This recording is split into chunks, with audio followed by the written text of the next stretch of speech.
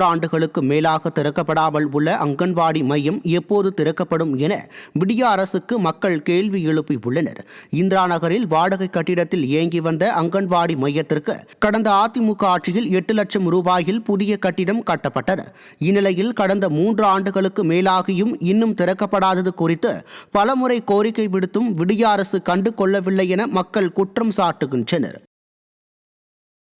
விழுப்புரம் மாவட்டம் உணவு பாதுகாப்புத்துறை அதிகாரிகளின் பொய்யான தகவலால் தர்பூசணி விற்பனை முற்றிலும் பாதிக்கப்பட்டுள்ளதாக கூறி விவசாயிகள் வேதனை தெரிவித்துள்ளனர்.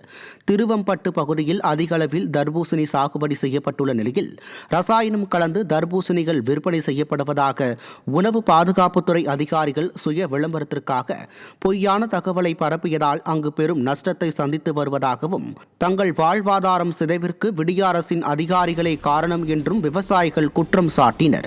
மேலும் கிலோ 10 முதல் 15 ரூபாய்க்கு விற்கப்பட்ட தர்பூசணி பழங்களை தற்போது 2 ரூபாய்க்கு விற்றால் கூட வியாபாரிகள் வாங்க முன்வருவதில்லை என விவசாயிகள் வேதனை தெரிவித்தனர்.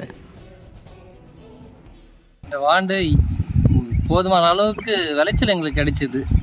ஆனால் ஒரு வார காரணமாக இந்த அரசு அதிகாரிகள் உணவுத்துறை அதிகாரிகள் ஏதோ ஒரு ரோட்டோர கடையில் அழிவு போச்சு, அதில் செயற்கை முறையில் ரசாயனம் கலந்தது, ஊசி போட்டது என்று சொல்லி அந்த வீடியோ வெளியிட்ட காரணமாக எவ்வளோ எங்களுடைய பழத்தை எடுக்கிறதுக்கு இன்னைக்கு வியாபாரி வரலை.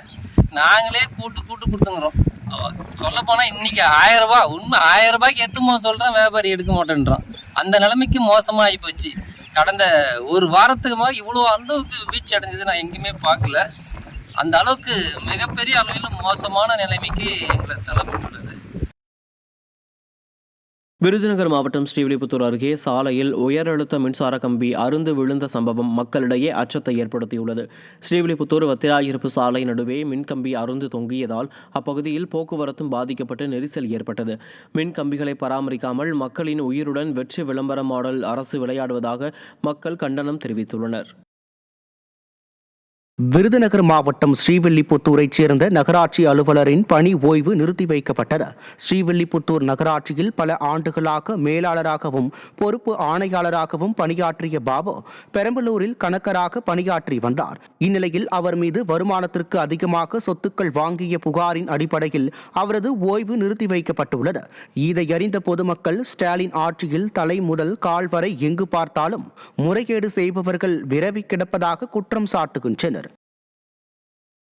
தூத்துக்குடி மாவட்டம் எட்டயபுரம் அருகே விவசாய நிலங்களை அழித்து சிப்காட் அமைக்கும் பணியை தமிழக அரசு கைவிட வலியுறுத்தி விவசாயிகள் அரை நிர்வாண போராட்டத்தில் ஈடுபட்டனர். வெம்பூர், கீழக்கரந்தை, ராமசாமிப்பட்டி, பட்டி தேவன்பட்டி உள்ளிட்ட கிராம பகுதிகளில் சுமார் 2700 ஏக்கர் விவசாய நிலங்களை கையகப்படுத்தி சிப்காட் அமைக்கும் பணியில் விடியா திமுக அரசு ஈடுபட்டு வருகிறது. இதற்கு அப்பகுதி விவசாயிகள் எதிர்ப்பு தெரிவித்து வருகின்றனர். சிப்காட் அமைக்கும் திட்டத்தை கைவிட வலியுறுத்தி உண்ணாவிரதம், ஆர்ப்பாட்டம் என பல்வேறு கட்ட போராட்டங்களை நடத்தி வந்த நிலையில் வெம்பூரில் விவசாயிகள் மேலாடை இல்லாமல் அரை நிர்வாண போராட்டத்தில் ஈடுபட்டனர்.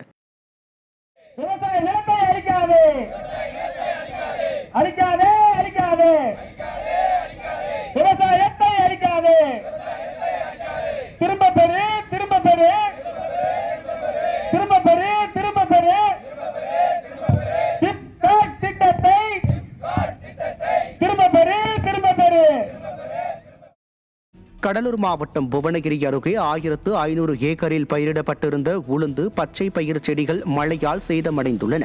பெருங்காலூர், முகையூர், சிறுகாலூர், கொடியாலம், வடம்பூர், மணலூர் உள்ளிட்ட பகுதிகளில் உளுந்து, பச்சை பயிர் அறுவடை செய்யப்பட்டு வருகிறது. இந்நிலையில் அப்பகுதியில் பெய்த கோடை மழையால் அறுவடை செய்யப்பட்டு விளைநிலங்களில் வைக்கப்பட்டிருந்த உளுந்து, பச்சை பயிர் செடிகள் மழையில் சேதமடைந்தன.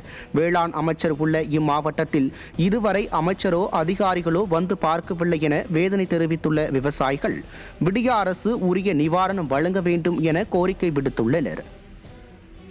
மழையால் எங்களுக்கு முன்னாடி சம்பா சாகுபடியும் நல்ல முறையில் இல்லை, அதுலேயும் மழை பெஞ்சுது. இப்போ உளுந்து பயிர் சாகுபடியிலையும் பார்த்தீங்கன்னாக்கா நேற்றுக்கு பெஞ்ச பருவமழையால் உளுந்து முளைக்கக்கூடிய தன்மைக்கு போயிடுச்சு. இந்த கிராமத்தில் மட்டும் பார்த்திங்கன்னா சுமார் 300 ஏக்கராவும் முகையூர், பரிவுலாகம் ஆகிய கிராமம், சிறுகாலூர் எல்லா கிராமத்துலேயும் பார்த்திங்கன்னா திருவண்ணாமலை மாவட்டம் போளூர் அருகே சத்துணவு முட்டை கேட்ட பள்ளி குழந்தைகளை சமையலர் மற்றும் உதவியாளர் தாக்கிய வீடியோ வெளியாகி திமுக ஆட்சியின் சத்துணவு லட்சணத்தை வெளிப்படுத்தியுள்ளது. செங்குணம் ஊராட்சிக்குட்பட்ட கொள்ளைமேட்டில் செயல்படும் ஊராட்சி ஒன்றிய தொடக்கப்பள்ளியில் சமையலராக அதே கிராமத்தைச் சேர்ந்த லட்சுமி என்பவரும் உதவியாளராக முனியம்மாள் என்பவரும் உள்ளனர். இந்நிலையில் சத்துணவில் முட்டையை கேட்ட மாணவனை இருவரும் சேர்ந்து துடைப்பத்தால் தாக்கியுள்ளனர். இந்த வீடியோ தற்போது வெளியாகி தீய சக்தி திமுக ஆட்சியில் சத்துணவு செத்த உணவாக மாறிவிட்டதாக குற்றம் சாட்டினர்.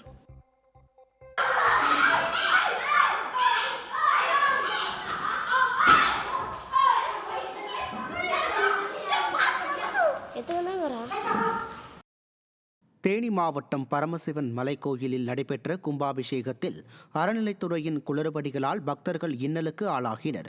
இந்நிகழ்வில் பக்தர்கள் செல்ல முறையான பாதை அமைக்கப்படாததால் கடும் நெரிசல் ஏற்பட்டது. மேலும் மருந்தடிக்கும் இயந்திரங்கள் மூலம் தீர்த்தங்கள் பக்தர்கள் மீது தெளிக்கப்பட்டதால் பக்தர்களுக்கு உடல்நலக் குறைபாடு ஏற்பட்டதாக கூறப்படுகிறது. மக்கள் விரோத அரசின் அலட்சிய போக்கால் ஆலய விழாவிலும் அவதியுறும் நிலை ஏற்பட்டுள்ளதாக பக்தர்கள் தெரிவித்துள்ளனர்.